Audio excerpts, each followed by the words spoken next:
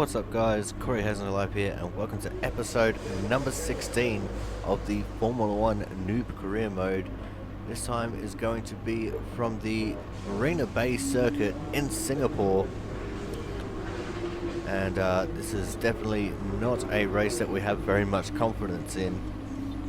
In saying that, we were greeted with a pleasant surprise. All 4 of our engine upgrades have been completed and approved and put onto the car for this race.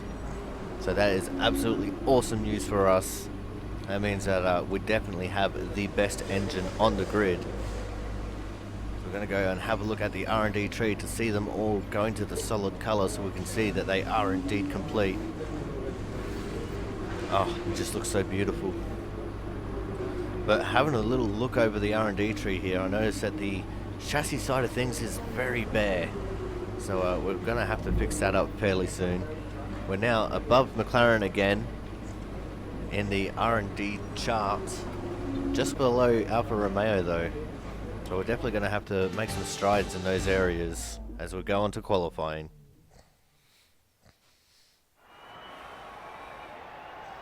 It's time for us to settle down and the drivers below to get fired up. Once again, welcome to Singapore as we get ready for the green light and the start of what should be a fantastic qualifying session.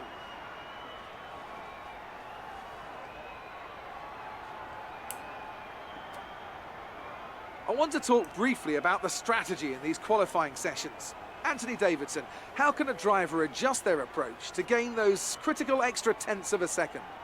Well, qualifying isn't about adjusting your approach necessarily, it's more about trying to repeat a low fuel run that you've practiced prior to this session.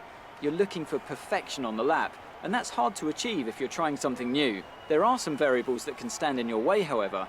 Track position or unexpected yellow flags, for example. Coupled with ever-changing track conditions, it's important to be out there at the right moment. But as a driver, you have to try and ignore these distractions and just keep your mind focused on that one perfect lap. Qualifying time, and we're going to jump straight into the on-track action. As I said, confidence was not very high at all for the Singapore Grand Prix here. Things just didn't seem to line up for us in practice whatsoever, and that in turn made qualifying here a very tough ordeal as well.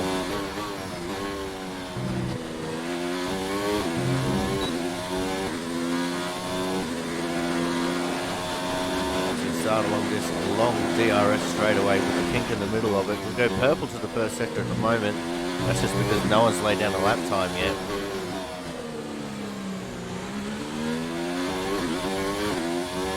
We'll make our way through this tight, twisty section on our way to what used to be the Singapore Sling.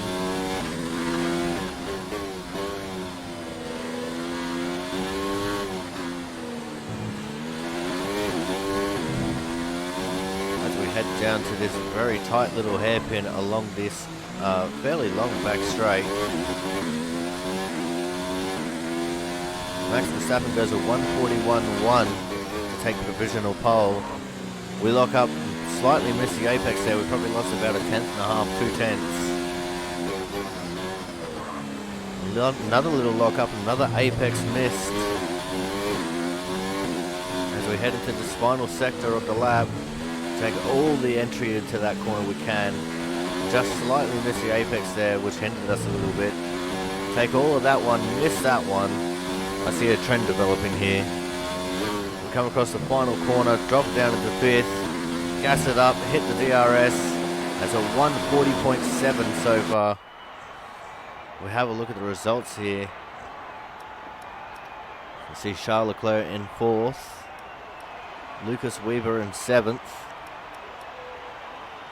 Devin Butler in 12th, and George Russell in 16th. So we've qualified down in last here for the Singapore Grand Prix. We check out the rivalry update, and Charles Leclerc has started to level peg us now. Check the resource point update. And it's not very inspiring now, only gaining 55. And we've lost reputation with almost every team. Red Bull and Alfa Romeo holding on to their trust of us for some godly unknown reason. Obviously, I expected a better session, but these things happen from time to time. Try to make up for it in the race. Alrighty, Emma, whatever you reckon. Have a quick little look at the weather update. No rain forecast, so it's time to go to the race for the Singapore Grand Prix.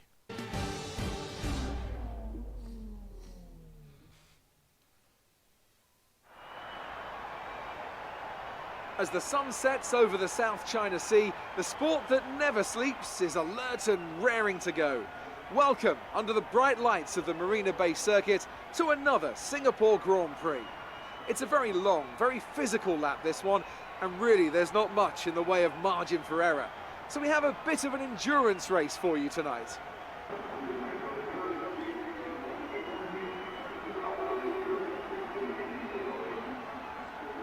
Anthony Davidson is alongside me as usual for the race today. Let's start by talking about Kimi Raikkonen. As ever, the threat of unreliability is never far away, and indeed they'll be starting out of position today due to a power unit component change. So it's going to be a difficult task to move forward from there. But on the bright side, at least those fresh components can help them maintain the power they need to come through the pack. I expect to see them take a more aggressive approach today to make up for the compromised start. It's time to take a look at our starting grid for today's race. Young superstar Max Verstappen starts from pole position and Lewis Hamilton completes the front row. Considering the rest of the grid, we have Weber, Bottas, Charles Leclerc and Grosjean, Vettel, Gasly, Perez and Lando Norris, Ricciardo, Magnussen, Carlos Sainz and Butler, Russell, Albon, Lance Stroll and Kimi Raikkonen. Hülkenberg and a Williams rounds off the grid. Now it's almost time to lights out, so let's go down to the track. So there it is, even with everyone else having penalties, we're still going to be starting from last. You were expected to be in a higher grid position than this. Let's push hard on the first few laps and move up a few places. Alrighty, Jeff, no worries, mate. So having a look at the strategy, we're thinking about swapping it around to do the soft tyres first. The medium tyres first. And we're just having a look at when we should come in for the pit stop, possibly. And I think we're going to go for this strategy right there. It just seems to give us the best chance. As now we move on to the start of the race, we see the 5 red lights. And we're off and racing for the Singapore Grand Prix.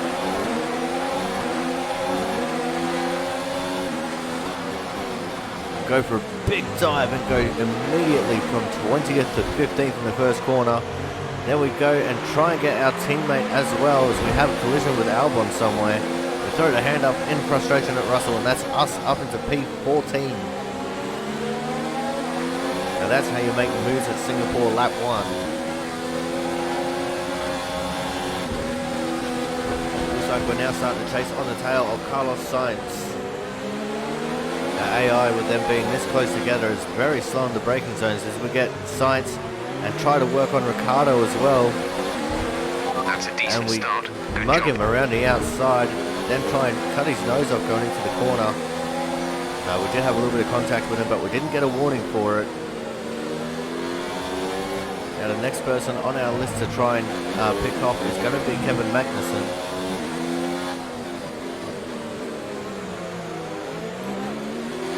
Come along this little bit of a back straight. This is one of the very few opportunities that you actually get to rest at this track.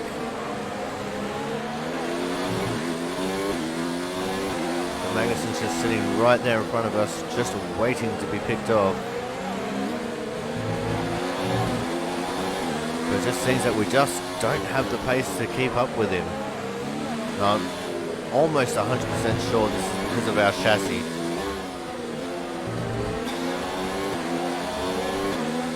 We still maintain to have one of the worst chassis on the grid, as Max Verstappen is obviously leading the first lap. Now we skip on to the middle of lap 3. We're close enough to Magnussen that we're going to look at making a move. We hang around the outside of the Haas, he locks up, we go wide to avoid him, and we actually get an illegal overtake there. but we managed to let him in front of us just enough that we can hold it on the inside of that next apex and get the position. Now we move on to lap 6, going along the little back straight here. Cheeky little move up the inside of Perez. We lock up slightly and push him out wide. Next person that we've got to get is now Pierre Gasly. But everyone went in and made pit stops and pushed us in first. And lap 10 we're coming in for our pit stop, which means we're only going to have 5 laps to run our soft tyres and gain as much of the positions back as we possibly can.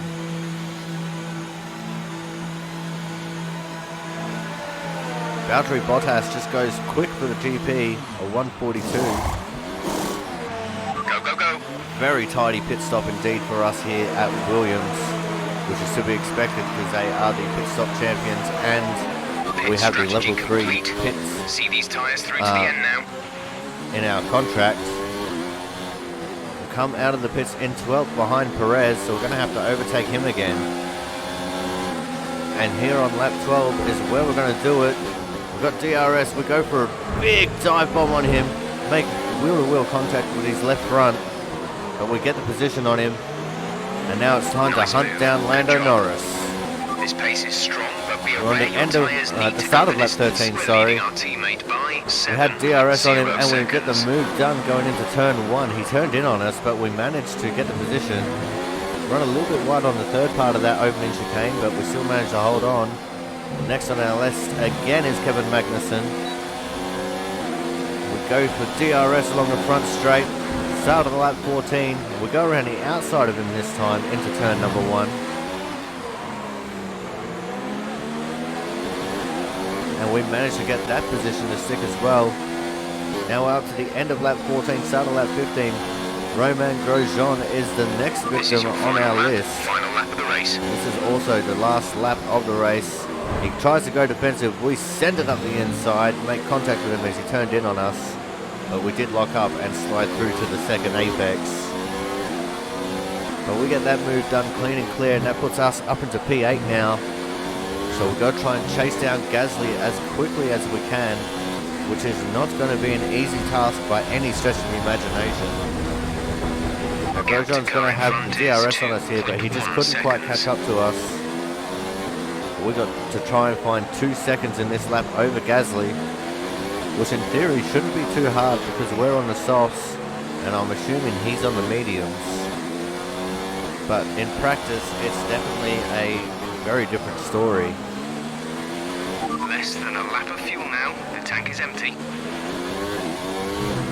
As we come across this second sector for the final time, lock up on our way into that tight little hairpin, actually hitting the apex this time.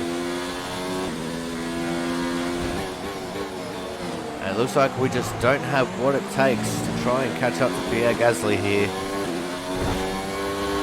which is very unfortunate. But at least we're keeping our streak of points paying finishes alive.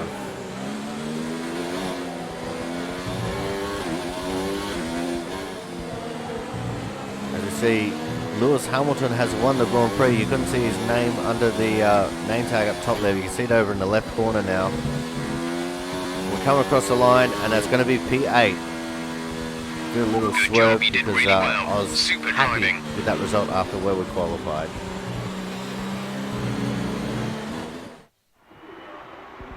So Mercedes have won it, and what a great race it was. Tell me, Ant, how did they manage to achieve this win? I think that smart tyre management on track and very smooth driving definitely assisted in their victory today. That combination meant they got the absolute maximum out of their tyres at all times. After an excellent performance at the Grand Prix, I'm sure there'll be plenty of celebrations tonight amongst the Mercedes team, and they certainly deserve it.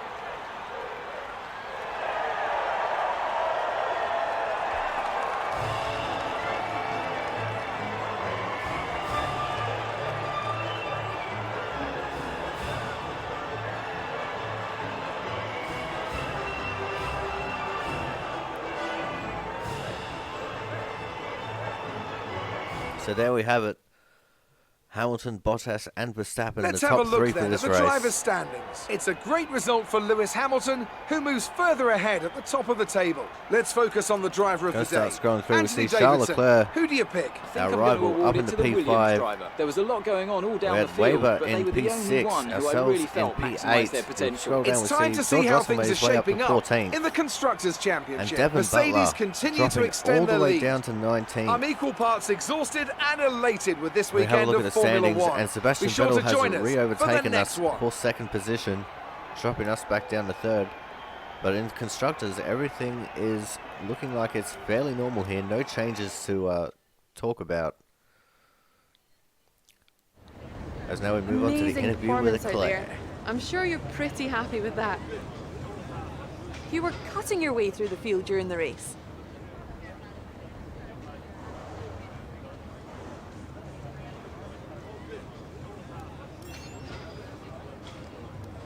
It wasn't the cleanest race today, was it?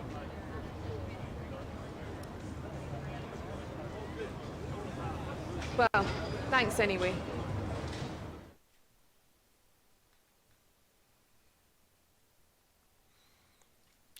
Now we're going to go check out our rivalry updates and our resource point update.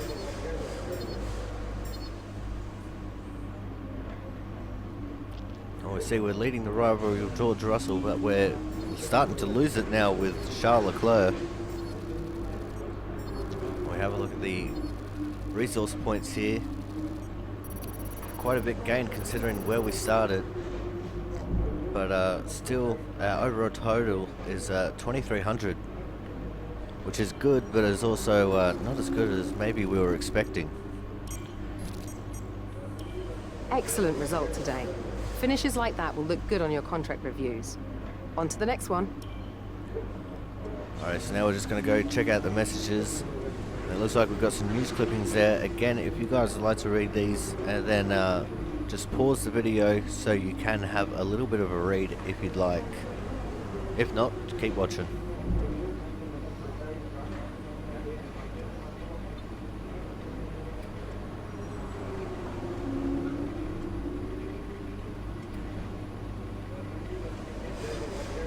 Now it's time to go and check out our R&D tree to see where we're going to head next as far as the upgrades go. We've got 3 major upgrades down there for aerodynamics, but we've got 3 minors over on the chassis. And I think, as I said before, the chassis is just where we are the most lacking at the moment. So we're going to go and get all 3 of these chassis upgrades. And fingers crossed and hope for the best that they all stick for the next round of racing. But as it stands, guys, this is going to wrap up this episode. Thank you for coming out and having a watch. Don't forget to like, comment and subscribe. And until the next episode, I'll see you guys next time.